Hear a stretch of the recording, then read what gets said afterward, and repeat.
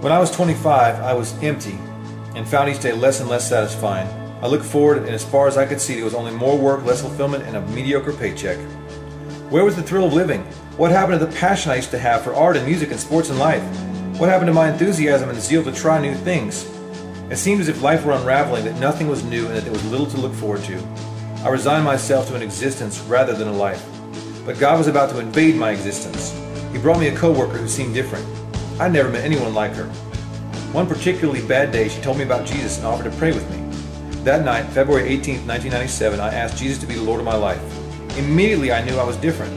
This coworker attended Good News Church, and she invited me to a Friday night meeting. I remember how friendly the people were, how they remembered my name, and how they seemed genuinely concerned with who I was and what mattered to me. I started coming to the church every time the doors were open. I hung on the edge of my seat as I learned about Jesus and God's plan for humanity.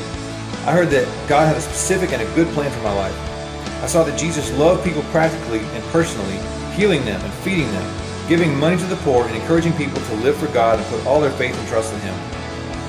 After years of mediocrity, selfishness, and regret, I saw that the idealism I embraced as a child was from God, that He had put those things in me, and that there was a purpose to my personality which almost everyone had misunderstood. I found in Jesus Christ the perfect hero, a man who is fully God, fully man, and fully alive, who understands me, who knows me perfectly and loves me anyway, who sympathizes with me but never lets me stay down.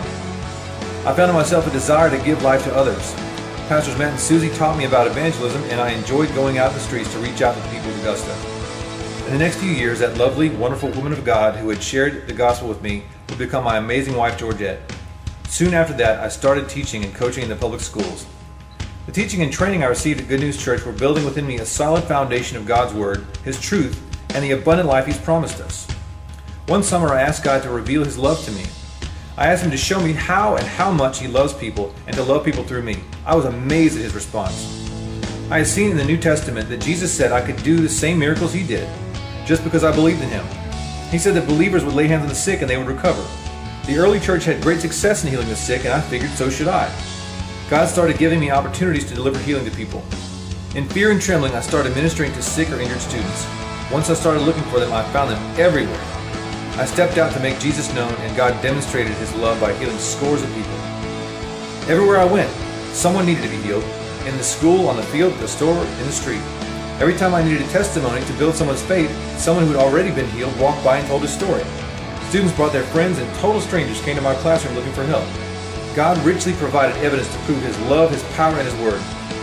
The thought came to me that God was ready to turn that town right side up all along. All it takes is one person to declare His word, believe it, and act on it. No longer did I see myself as the late bloomer, the runner-up, or the aimless one. I was no longer running on an empty tank. I felt for once that I was operating above my potential. He has already given us the tools to utterly revolutionize the world in which we find ourselves. God has given each of us a purpose, and it's better than anything we've allowed ourselves to dream. If I saw years ago what my life would look like today, I could scarcely believe it.